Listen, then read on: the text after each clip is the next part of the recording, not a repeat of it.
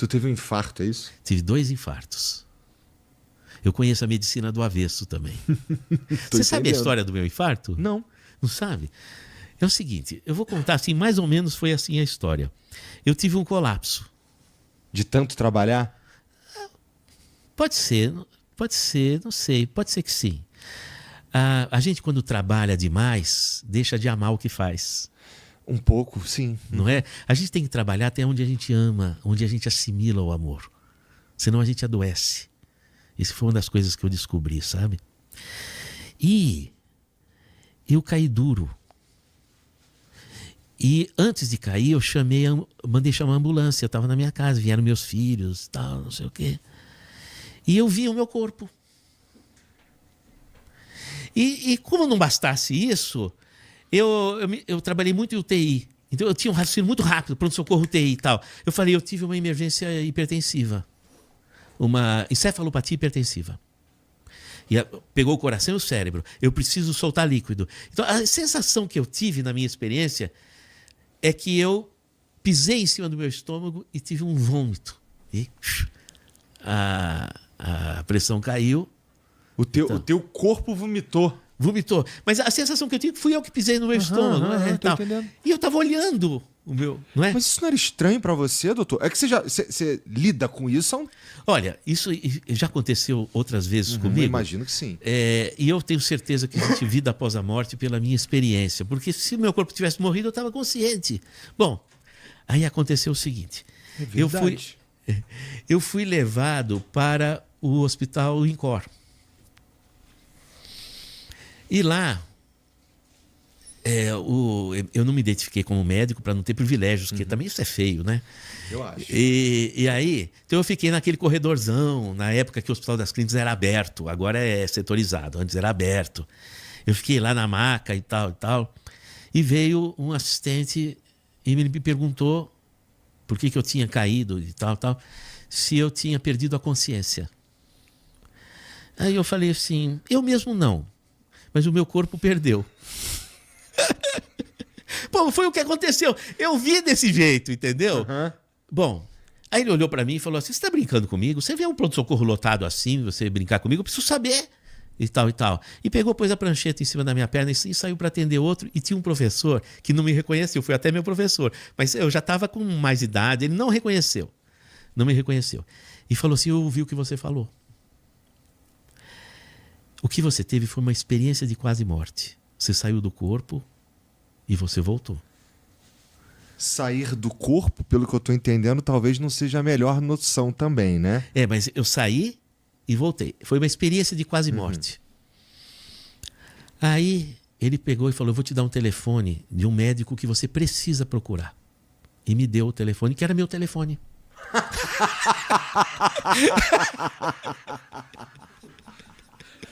Porra, é sensacional. Aí, lógico que eu não ia falar que era eu, porque isso não ia descredenciar, né? A pessoa famosa, se ele tá me intrigando, eu sou famoso, né? Assim. Mas eu vou descredenciar. Aí eu falei assim pra ele, falei assim, nossa, eu preciso mesmo encontrar essa pessoa, porque eu tinha me desligado tanto da minha essência, sabe?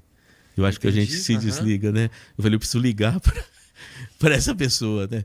Foi aí que depois eu passei a tocar piano, passei a reservar um tempo de autodescoberta, que todo o pessoal precisa de sair um pouco da ciranda para fazer esse processo, sabe? E tu tinha quantos anos nessa época aí, professor? Faz muito tempo? Eu acho que eu tinha uns 40 anos, talvez.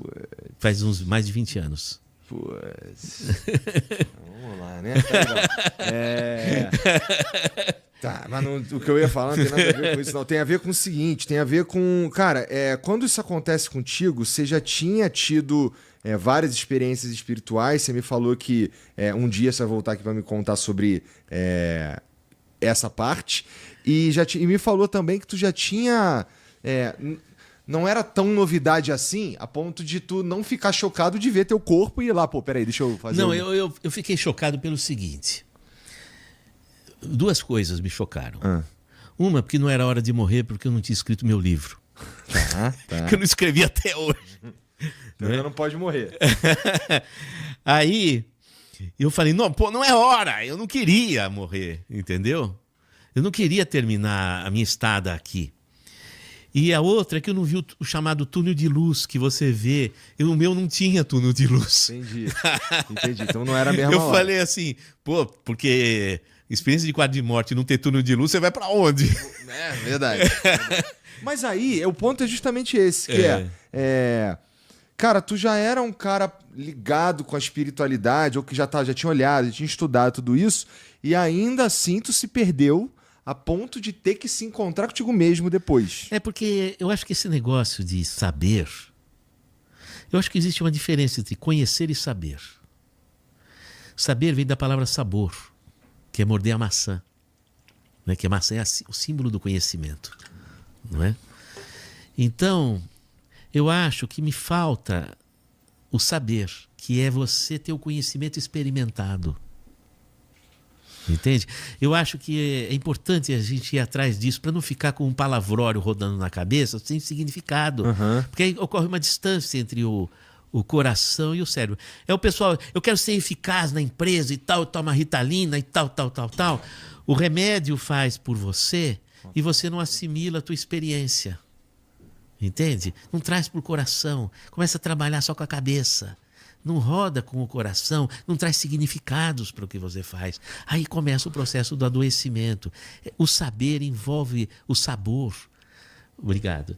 A experiência vivida. Por isso que não é acreditar em nada, nem no que eu estou falando.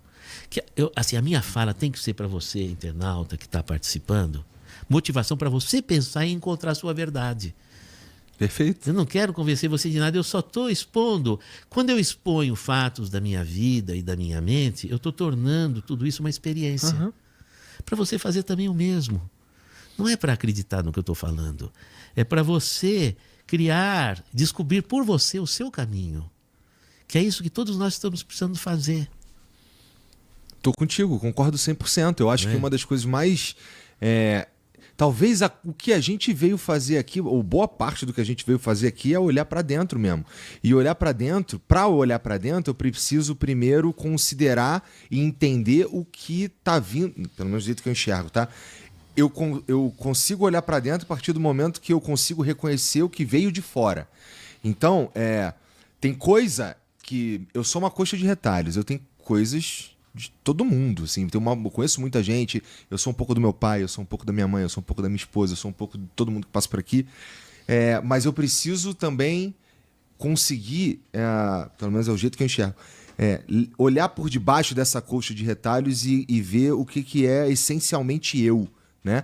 E olhar para o que é essencialmente eu é muito difícil se eu nem souber que isso é possível. Puxa, você falou uma coisa interessante, o seu pai... sua mãe, seus familiares, as pessoas. O que a gente sente pelas pessoas é material nosso. Você vê o seu pai a partir de você. Sim. Você se enxerga a si, porque ele espelha você. Então, aquilo que você sente por uma pessoa é material que nasce de dentro de você. Aquela pessoa só está espelhando. Por exemplo, é muito importante, a pessoa quando tem raiva, a raiva é sempre uma energia de um potencial que você tem dentro de você e não está usando. Só que você usa um bode expiatório, é raiva daquela pessoa, é raiva daquela situação. Você sabe quando eu descobri isso? Na minha casa, o vizinho estava fazendo uma obra. Barulho o ano inteiro. Eu falei assim, que obra é que fica o ano inteiro?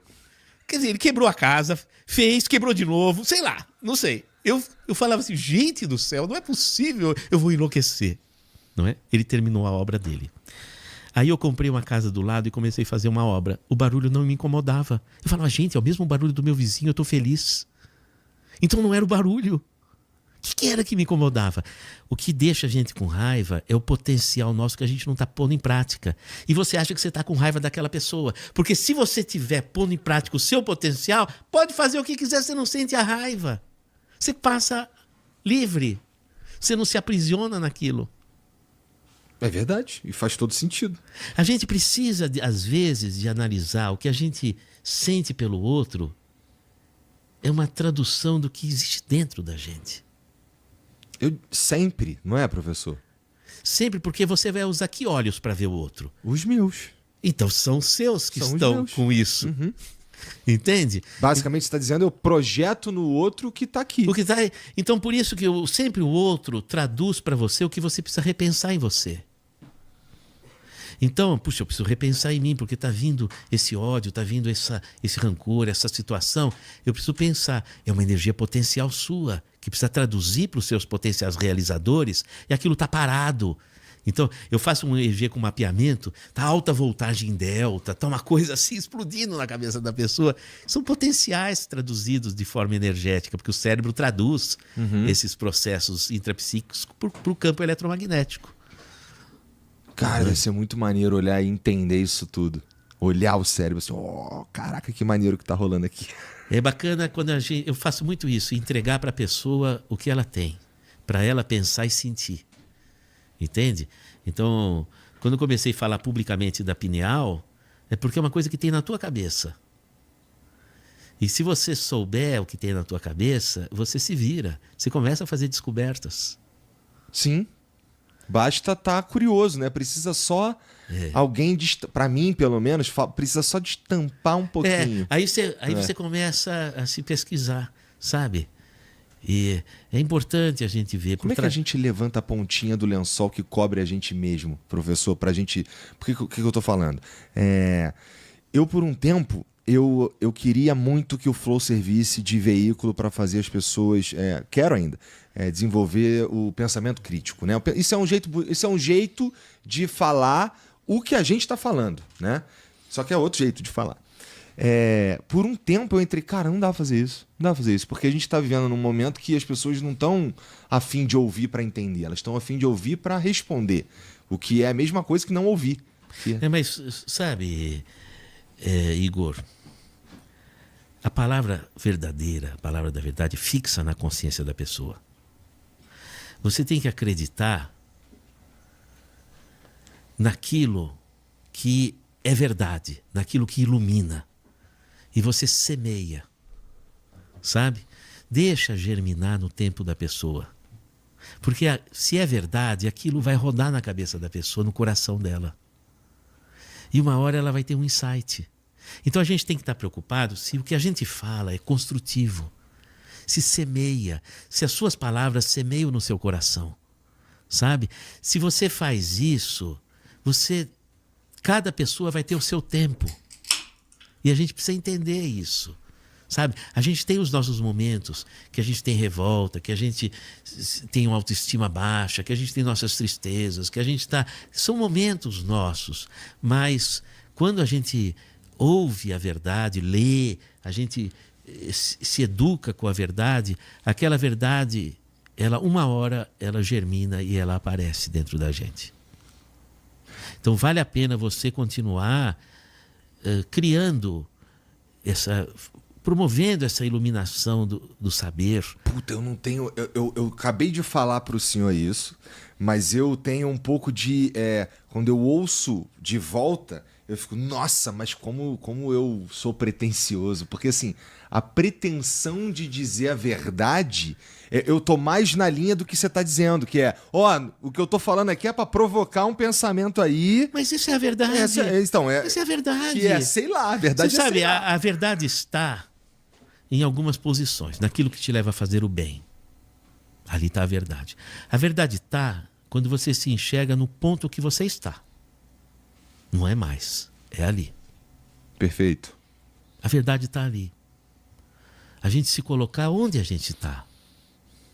Mas por que a gente também, ou pelo menos algumas pessoas, olham para o ponto que está, ou assim, não se vê num ponto mais alto, mas se vê num ponto mais baixo do que realmente está? Isso daí, quem trabalhou muito isso, veja, na minha ignorância filosófica, com perdão dos filósofos, é só uma leitura pobre minha. Heidegger, ele vai dizer mais uma vez, dizendo perdão aos filósofos, é o meu entendimento que pode ser modificado também. Ele dizia o seguinte: a gente precisa de reconhecer a situação que nós estamos. Ele chama de Dasein. É assim, eu nasci nessa família, a minha condição é essa é a minha situação, é o que temos para o jantar. Aí você vai enxergar todos os fatos que te levaram àquela situação e que são gigantes. Esses fatos todos, você é muito pequeno para tudo aquilo que aconteceu e você não consegue remover. Ele chama de facticidade. Tá. Aí ele diz a única forma. Aí ele não, aí sou eu que estou dizendo, interpretando Heidegger, né?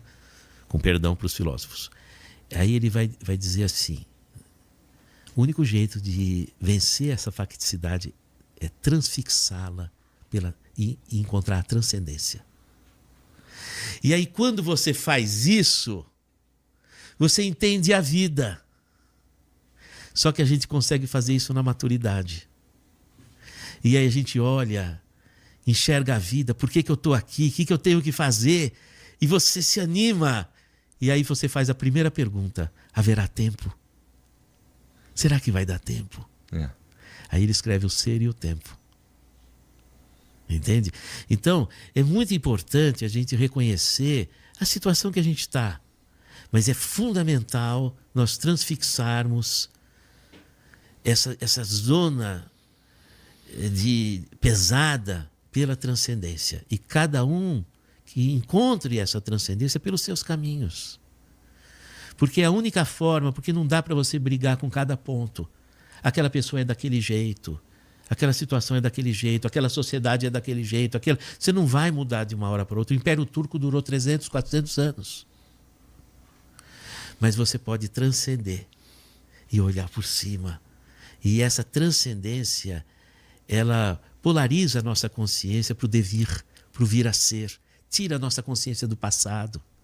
Salva a nossa consciência dessa facticidade inexplicável e destrutiva. Curtiu esse corte, né, safado? Então aqui na descrição tem um jeito de você virar membro do Flow, cara. Clica aqui no link, tá? Pô, menos de R$8 não vai nem doer e vai ajudar a gente a continuar fazendo esse conteúdo foda pra você, tá bom? Olha! Tem conteúdo todo dia. Todo santo dia.